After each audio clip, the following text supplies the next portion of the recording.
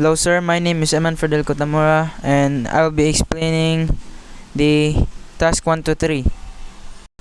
First is we have the task 1. Discuss individual crew and watchkeeping duties and responsibilities.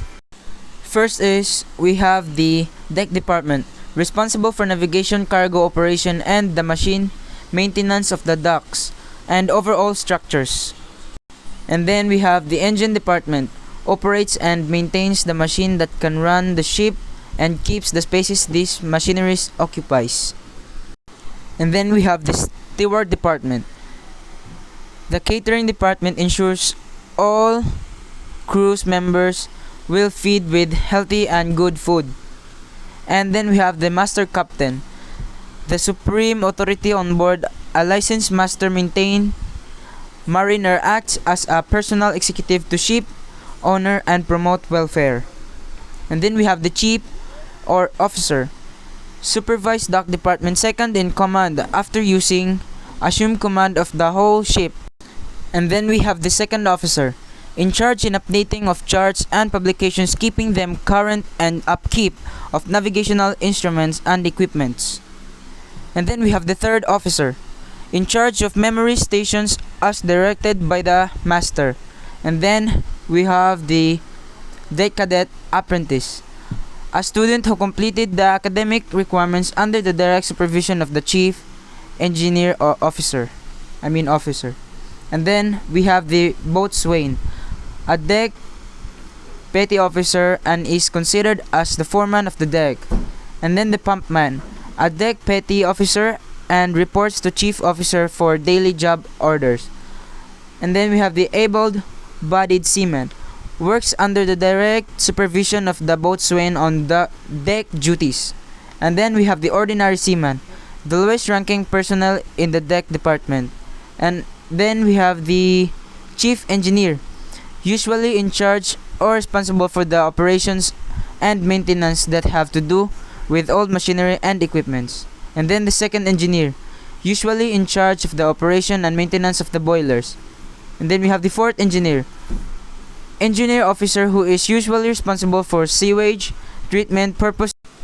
Then we also have the ETO, or the electric technical officer, in charge of electrical system of the ship. And then we have the engine cadet apprentice, an understudy future engineering officer. And then the fitter machinist, the foreman of engine department. And here we have the oiler, reading the machinery perimeter filter, cleaning and wasted oil transfer. And then we have the wiper. Wiper has a task of engine room housekeeping, cleaning and maintenance duties. And then we have the chief cooks, working in the steward department, ensures that there is sufficient foods on board to complete voyage. And then we have the second cook, assist the chief cook, helps the chief cook in food preparation, inventory, and overall upkeep. And then we have the messman, typically wash dishes, does laundry works, and assigned accommodation spaces. Thank you, sir. And then moving on to task 3, discuss the job position in terms of salary, incentives, and scope of work. Then first we have the deck department, deck cadet apprentice, 200 to 600 US dollar. And then we have the OS, 900 to 1,500 US dollars. And then we have the AB, 1,100 to 2,200 US dollars. And then we have the boatswain, 1,600 to 2,500 US dollars. And then the third mate, 2,500 to 3,500 US dollars. And then the second mate, we have 3,000 to 4,200 US dollars. And then the chief mate, 5,000 to 7,000 US dollars. And then we have the master mariner, 7,000 to 10,000 US dollars. And then also we have the engine department, engine cadet apprentice, 2,000 to 600 US dollars. And then we have the wiper, 900 to 1,500 US dollars. And then the oiler, 1,100 to 2,000 200 US dollar.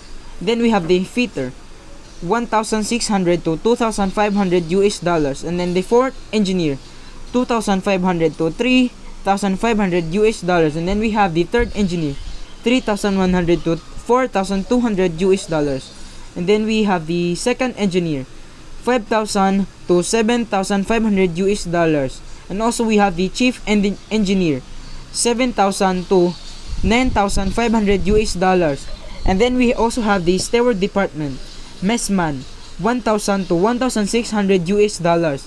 Chief cook, 1,000 to 2,500 US dollars.